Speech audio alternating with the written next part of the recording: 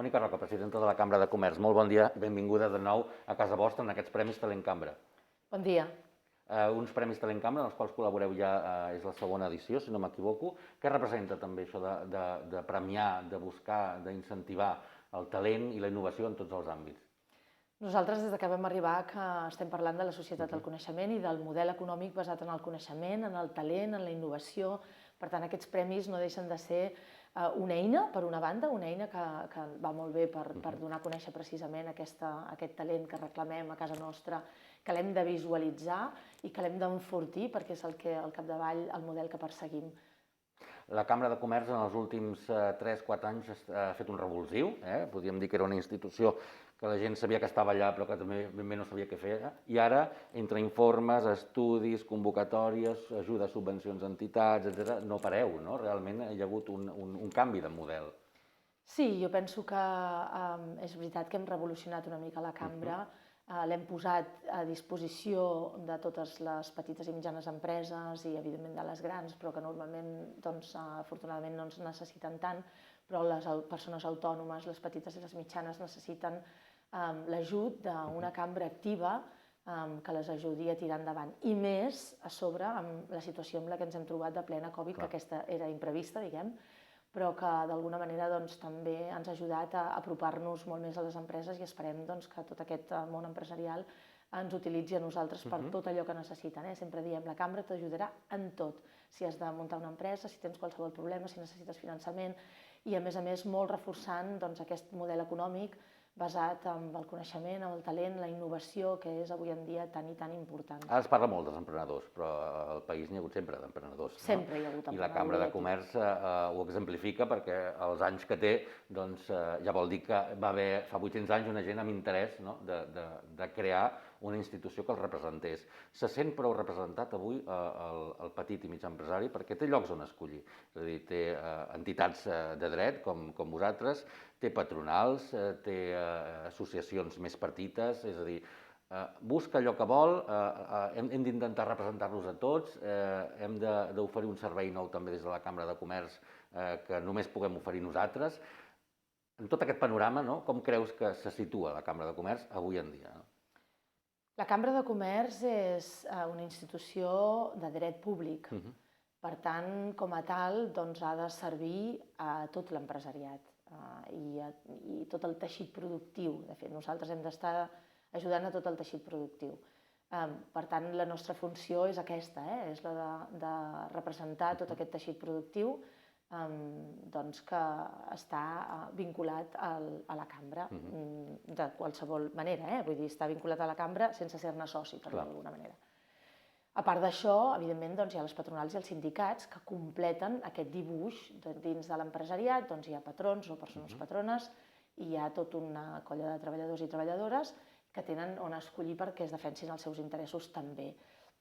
Per tant, jo crec que representació per part del que és el teixit productiu, en funció de les seves necessitats, els seus requeriments o de qui dins d'aquest teixit productiu trobarà qui l'ajudi, trobarà representativitat. La nostra funció, insisteixo, nosaltres som una institució de dret públic, a dins el nostre ple hi incorporem evidentment persones autònomes, petites i mitjanes empreses, ara més que mai, per cert, amb aquesta nova cambra, també hi ha grans empreses i també hi ha les patronals. Vull dir que, d'alguna manera, és un paraigua que recull tot aquest teixit productiu. Jo dic perquè els últims anys sembla que hi hagi hagut massa discussió entre veure qui representava què i a qui volia representar i si tu tenies un soci o allò l'altre, o finalment el món empresarial és divers i per tant pot estar afiliat a un o a tots. En aquest sentit, la bassa d'oli torna a ser-hi en aquesta relació de les entitats empresarials del país?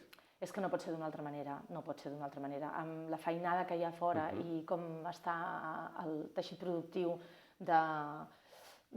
impactat per tota aquesta crisi, no pot ser que des del món, diguem, més tant privat com públic, però dins dels que tenim aquesta representativitat, ens discutim per qui representa més o qui representa menys. Per tant, ja hi ha prou problemàtica com perquè nosaltres l'afegim. Nosaltres hem d'estar, no pot ser d'una altra manera, i no m'agrada entrar en aquest joc, a més a mi, perquè penso que hi ha feina per tots i hi ha molta feina a fer i tots tenim el nostre paper. En aquesta feina vosaltres també heu tingut un paper destacat a l'hora de defensar infraestructures pel país, perquè finalment reverteix, no, a la petita, mitjana i gran empresa, no? Temes de logística, temes comercials, econòmics, legals, en relació amb Europa, en relació amb Espanya. És aquesta necessitat de defensar, no, l'empresa el que us fa participar també i voler participar d'aquest debat polític en general, no? Correcte. Nosaltres defensem tota l'economia del país, tot el teixit productiu, i les empreses, evidentment, com a puntal de tot el teixit productiu. Per tant, tot allò que repercuteixi en el benefici o els inconvenients, diguem, que li suposi per aquest món empresarial, nosaltres hem d'estar-hi al darrere defensant-ho i recolzant-ho. I per tant això, evidentment, són pressupostos, evidentment és infraestructura, és inversió a Catalunya. Nosaltres sempre reclamem que les inversions a Catalunya, en molts aspectes, en concret en infraestructures, però en molts d'ells, són molt deficitàries, molt deficitàries. Hi ha un dèficit d'aquesta inversió molt important i nosaltres estem reclamant-ho perquè, evidentment, això impacta directament a tot el teixit productiu. En prioritats que teniu des de la cambra, per anar acabant, parles, òbviament, de reclamar més pel país, perquè això reverteix en la societat civil i en el món empresarial. Hem parlat de tecnologia també, estem en aquest Cambra Hub, que realment és un exemple de com la tecnologia s'aplica també pel món empresarial i per poder fer-hi coses. Cap on anem, no? És a dir, hi tenim molts fronts oberts, suposo, no? Quines són les vostres prioritats? Recuperar el país després de la Covid? Això ja està passant, estem en una altra fase. On estem? Nosaltres, quan vam començar, vam dibuixar una estratègia per la Catalunya 2030-2040, amb 15 eixos. I al voltant d'aquests 15 eixos desenvolupàvem tots els projectes amb aquest enfocament. Potser ens vam quedar una mica curts en algun sentit, perquè evidentment no teníem al cap els imprevistos com la Covid 2019, que evidentment ha copsat molt fort i per tant hem hagut de reprioritzar alguns dels plantejaments que havíem fet en el seu dia. Quan parlàvem de Catalunya 2030-2040, ara pensem que potser hauríem d'haver dit 2023-2030, perquè tot s'ha afanyat molt. I de fet, la crisi, si alguna cosa bona en podem treure, més d'una, de fet, segurament, malgrat moltes de dolentes, és que hem hagut d'anar molt més ràpid. Coses que potser hauríem fet en 5 o 10 anys, ara les hem hagut de fer en 6 mesos, com és el tema de la digitalització. I, per tant, tots aquests aspectes de digitalització s'han hagut d'afanyar i ens hem hagut de fer-ho més ràpid i més de pressa del que hauríem fet segurament amb la nostra estratègia. Jo crec que estem en un bon moment, evidentment, si comparem amb un any enrere. Estem sortint de la crisi i crec que les prediccions són relativament esperançadores.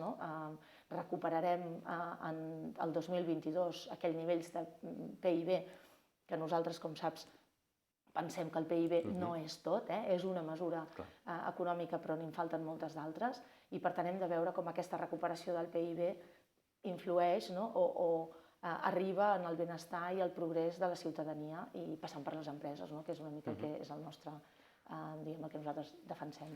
Per acabar, parlaves de 15 mesures, gairebé són com els 17 objectius de desenvolupament sostenible, per tant suposo que gairebé ho tracteu tot, però en l'àmbit tecnològic, tu com a presidenta vens també d'un àmbit molt de futur, molt tecnològic. Creus que la tecnologia ha de ser realment un salt qualitatiu pel món del comerç, l'empresa, el món de la PIME, el món de l'autònom també, sempre tan abandonat? Jo sempre dic que les revolucions les abordes o del coneixement o des del desconeixement, perquè la revolució passarà, tu hi siguis o no hi siguis.